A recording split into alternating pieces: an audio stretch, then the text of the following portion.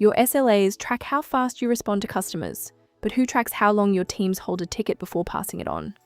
If escalation handoffs have no deadline, Tier 1 can sit on a ticket for hours while your customer waits. Group SLAs fix that. And here's how to set them up. Standard SLAs measure customer wait time. They say nothing about how long a ticket sits idle in a team queue during internal handoffs. Tier 1 could hold a critical ticket for 3 hours before escalating, and your overall SLA would still show green. Standard SLAs are customer-facing. They track first reply, resolution time, and work on professional plans. Group SLAs are for internal accountability. They track group ownership time and require an enterprise plan. When Tier 2 takes a ticket, their clock starts independently from Tier 1's. You'll need a Zendesk Enterprise or Enterprise Plus plan, admin access, the group IDs for the teams you want to track, and a rough idea of ownership time targets per priority level. Group SLAs are enterprise only. Professional plans can only use standard SLAs. The easiest method: navigate to Admin Center, click any group to edit it, and read the number at the end of the URL. That's your group ID.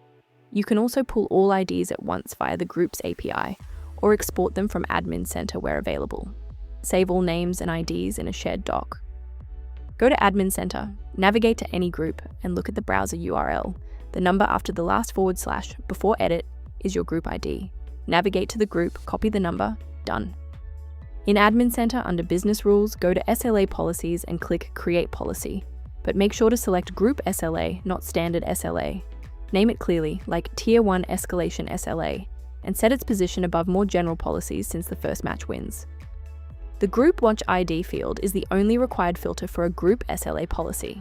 Set the operator to Includes and pass in your group ID or an array of IDs for multiple related teams. You can add priority, channel, or other standard conditions alongside it. For each priority level, set an ownership time target in minutes. Urgent tickets might target 10 minutes, normal tickets 2 hours. Think carefully about calendar hours versus business hours.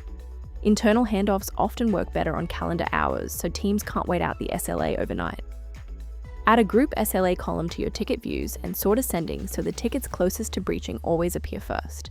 This gives agents a clear priority order based on internal deadlines, not just ticket creation time.